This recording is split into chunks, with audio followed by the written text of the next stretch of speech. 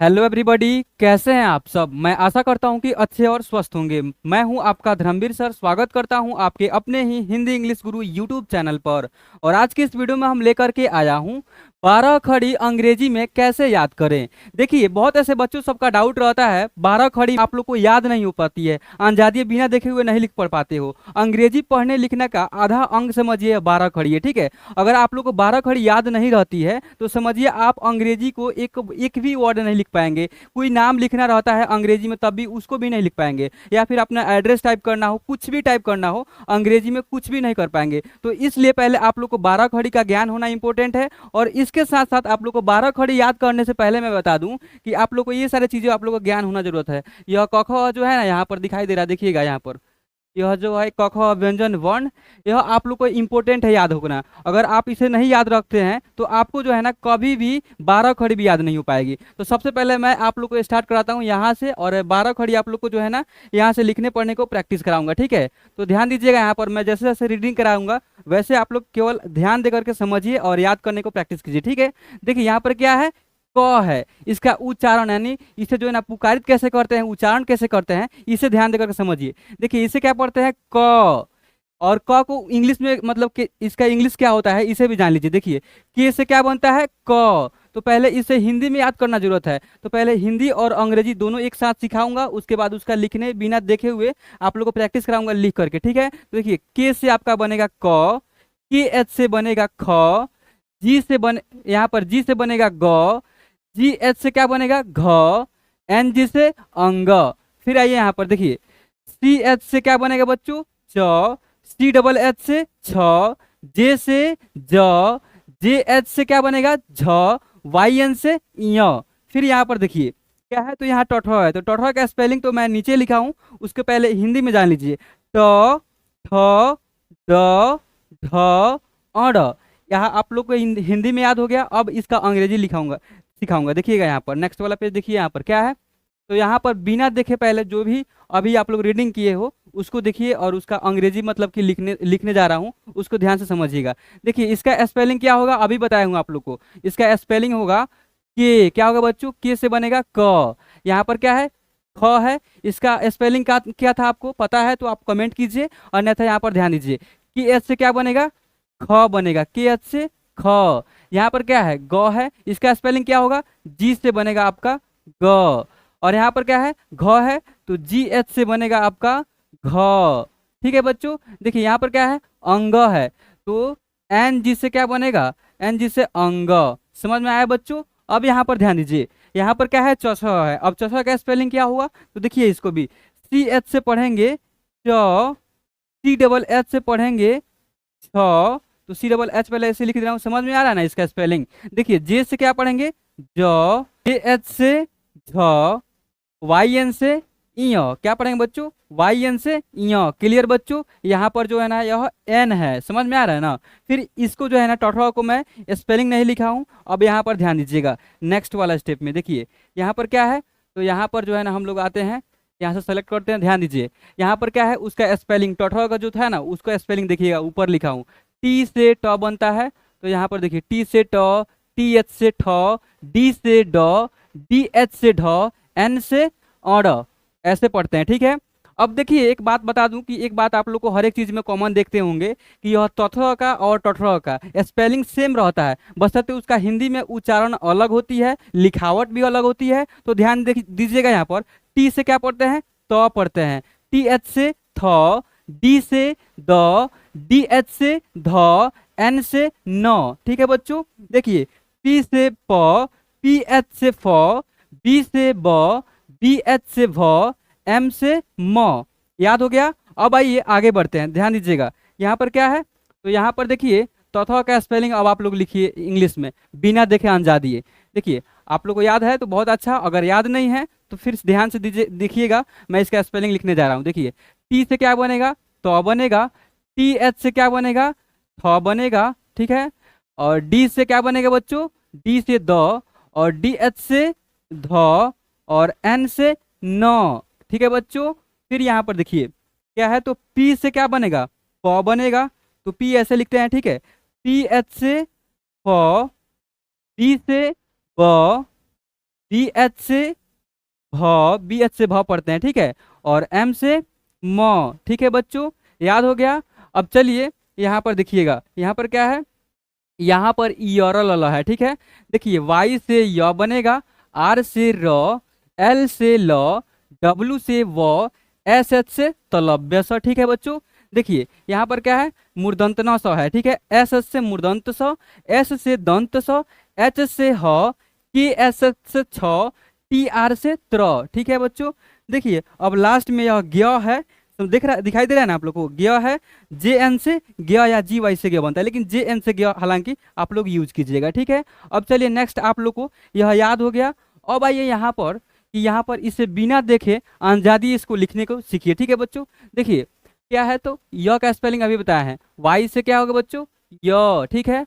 R से र, L से ल, W से व, SH से तलव्य स बनेगा, ठीक है।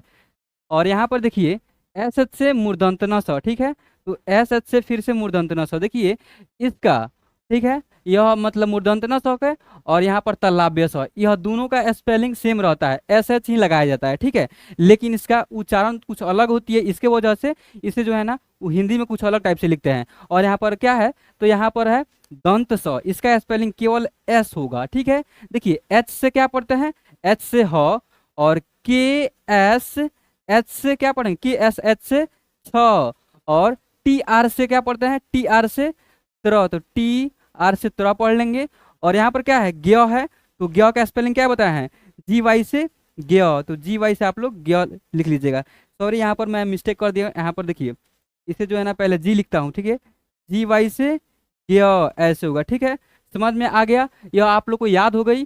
अब इसके जरिए आप लोग को एक मैं 12 खड़ी का निर्माण यानी क्रिएट कैसे करते हैं, बनाते कैसे हैं 12 खड़ी को, उसको बताऊंगा। देखिए इसके मदद से बहुत ही इजीली आप लोग 12 खड़ी बना पाएंगे, बहुत ही अच्छे ढंग से, ठीक है। याद करने की कोई जरूरत नहीं है, अगर आप लोग मतलब कि माइंड में अपने सेट कीजिएगा, नहीं इसे याद करना है तो याद करते रह जाइएगा। लेकिन अगर आप लोग एक ट्रिक बता दूंगा, उस ट्रिक की मदद से जो है ना आप लोग को 12 खड़ी को बनाना सीख जाएंगे। कभी कोई भी सिचुएशन में आप 12 खड़ी को मात्राएं के जैसे उसका उच्चारण भी कर पाएंगे बहुत इजीली, ठीक है। तो देखिएगा ध्यान से, यहाँ पर क्या है, तो यहाँ पर नेक्स्ट मैं करता हूँ, इसे भी जान लीजिए, इसका मात्राएं होते हैं, वह मात्राएं को भी जान लेते हैं, तो आप लोग 12 खड़ी अपना इजीली बना पाएंगे, ठीक है। देखिएगा उस ट्रिक को बताऊंगा मैं, ध्यान से देखिए। यहाँ पर क्या है, अ है, आ, छोटी ई, इसका थोड़ा सा साउंड जो है ना कम उच्चारण करेंगे। और यह बड़ी ई है, इसका साउंड थोड़ा सा अधिक आएगा, ठीक है। देखिए ई, ई, ठीक है।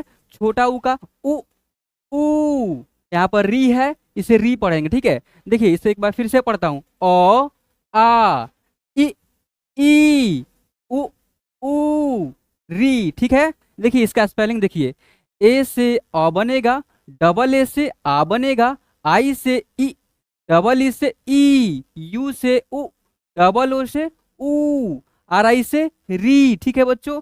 देखिए यहाँ पर क्या है, ई से ए पढ़ेंगे, ए आई से ए, ओ से ओ, ए यू से औ, ए एन से अंग, ए एच से अह, ठीक है। देखिए यहाँ पर जो है ना यह ए है, इसका स्पेलिंग क्या बताया है, तो ई, ठीक है बच्चों। और यहाँ पर अ है, ए आई से ए पढ़ते हैं, ओ है तो ओ क्या स्पेलिंग मतलब ओ ही होगा, ठीक है। ए यू से ओ पढ़ते हैं, ए एन से अंग पढ़ते हैं, ए एच से अह पढ़ते हैं, ठीक है। याद हो गई आप लोगों को, मतलब कि 12 घड़ी को बनाने के लिए स्वर वर्ण है, इसे क्या बोलते हैं, स्वर वर्ण बोलते हैं, ठीक है।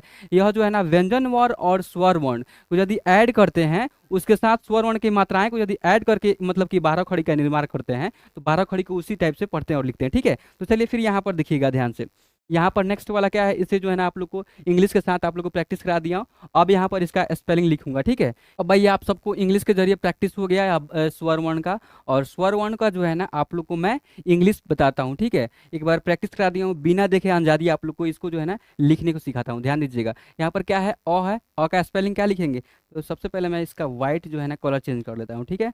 देखिए यह अ है, तो ए से पढ़ेंगे अ, ठीक है। डबल ए से क्या पढ़ेंगे बच्चों, आ, डबल ए से आ बनेगा, ठीक है।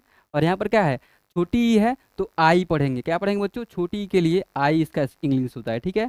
और यहाँ पर क्या है, बड़ी ई है, डबल ई, इसके लिए डबल ई प्रयोग कर लेंगे। और यहाँ पर क्या है बच्चों, छोटा ऊ है, तो छोटा ऊ के लिए यू प्रयोग करते हैं, ठीक है। देखिए यहाँ पर क्या है, बड़ा ऊ है, बड़ा ऊ के लिए डबल ओ प्रयोग करते हैं, बड़ा ऊ के लिए क्या प्रयोग करते हैं, डबल ओ। आ रही ना समझ में। यहाँ पर क्या है, ई से ए क्या पढ़ते हैं, ई से ए पढ़ते हैं। और ए आई से क्या पढ़ते हैं, ए आई से ए पढ़ते हैं, ए आई से ए, ओ से ओ पढ़ते हैं। और ए यू से क्या पढ़ते हैं, ए यू से ओ पढ़ते हैं, ए यू से ओ। ठीक है, देखिए यहाँ पर क्या है, अंग है, तो अंग का स्पेलिंग मैं यहाँ पर लिखूंगा। ठीक है, तो ए एन से क्या पढ़ेंगे, ए एन से अंग होगा। और यहाँ पर अह है, तो ए एच से क्या पढ़ेंगे, अह पढ़ लेंगे, ए एच से अह। ठीक है, देखिए इसको नोट कर लीजिए। आप लोग नोटबुक और पेन लेकर के बैठे होंगे, तो इसे जो है नोट कर लीजिए, ताकि आप लोग को आगे काम आएगा। जो भी 12 खड़ी को बताऊंगा ना लिखने को, उसमें जो है ना बहुत ज़्यादा बेसिक इंपॉर्टेंट है, याद रखना, उसमें बहुत ज़्यादा काम आएगा। ठीक है बच्चों, चलिए फिर यहाँ पर देखिएगा नेक्स्ट वाला स्टेप में। देखिए यह जो है ना 12 खड़ी को बनाने के लिए यह मात्राएं अंग्रेजी में याद बहुत ज़्यादा ज़रूरत है। अगर इसको जो है ना याद नहीं करते हैं, तो आप लोग 12 खड़ी बना ही नहीं पाएंगे। तो पहले इसे जो है ना ध्यान से इत्मीनान से देखिएगा।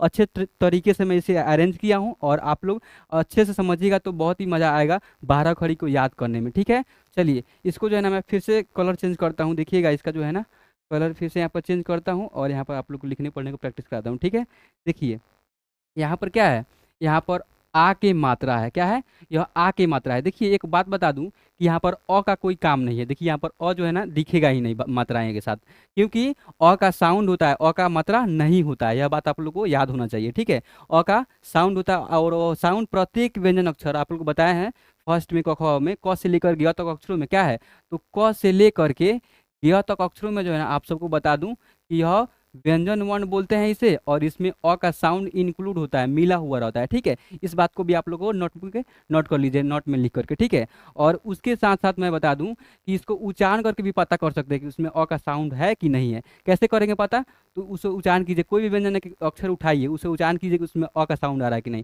क लास्ट में अ आ रहा है, च जो थोड़ा सा खींच करके साउंड लास्ट में आ रहा है, आ रहा है ना लास्ट में, इसलिए अ का साउंड आता है, तो उसका साउंड ही आता है, लेकिन उसका मात्रा नहीं होता है। ठीक है, उसका स्पेलिंग ए होता है। यह बात आप लोग को याद होना चाहिए। ठीक है बच्चों, अब चलिए मैं इसे इरेज करता हूँ। ठीक है, देखिए यहाँ पर मैं बता दूं कि आप लोग को जो है ना, आप लोग को सबसे पहले इसको जो है ना मिटाता हूँ, और यहाँ से मैं मात्राएं को जो है ना लिख पढ़ करके आप लोग को समझाता हूँ। ठीक है, देखिए यहाँ पर आ है, आ की मात्रा एगो ए प्रयोग कीजिए, तो या मतलब कि डबल ए भी प्रयोग कर लेंगे तो आ की मात्रा के लिए, तो कोई दिक्कत नहीं है। ठीक है, चलिए ध्यान दीजिएगा यहाँ पर आई या ई से बड़ी छोटी ई। ठीक है, आई या ई से छोटी ई, और यहाँ पर क्या है, बड़ी का स्पेलिंग आई या डबल ई से बड़ी ई का मतलब की मात्रा होता है। ठीक है, यू से छोटा ऊ का मात्रा, डबल ओ से बड़ा ऊ की मात्रा। ठीक है, देखिए यहाँ पर क्या है, तो ई से ए की मात्रा, और ए आई से ए की मात्रा, ओ से ओ की मात्रा, ए यू से औ की मात्रा, और ए एन से अंग की मात्रा, और ए एन या ए एम का भी काल मतलब कि प्रयोग होता है अंग की मात्रा के लिए। ठीक है, अम भी पढ़ सकते हैं और अंग भी पढ़ सकते हैं। ठीक है, और ए एच से अह पढ़ लेंगे। ठीक है, अह का जो है ना यह मात्रा है। ठीक है, इसे जो है ना अनुस्वार बोलते हैं। एक कोई भी अक्षर के ऊपर एक अनुस्वार जैसे मतलब कि ऐसे लग जाए, उसे अंग पढ़ेंगे। और डबल विसर्ग इसी में जो है ना लग जाए ऐसे, मतलब डबल विसर्ग, इसे अह पढ़ लेंगे। तो अगर यह आएगा तो ए एम भी प्रयोग कर सकते हैं, या ए एन भी प्रयोग कर सकते हैं। ठीक है, इस क्लास को हम लोग यहीं पर रहने देते हैं, और मिलते हैं पार्ट 2 में। और इस चैनल को तब तक के लिए सब्सक्राइब कर लीजिए, और ऑल बटन पर सेलेक्ट कर लीजिए, ताकि आपके पास मेरा जब भी इसका पार्ट 2 आएगा, तो फर्स्ट नोटिफिकेशन आपके पास पहुंच जाएगी। ठीक है, चलिए आज की इस क्लास को यहाँ तक देखने के लिए आप लोग को बहुत बहुत दिल से धन्यवाद। फिर मिलता हूँ नेक्स्ट वीडियो में।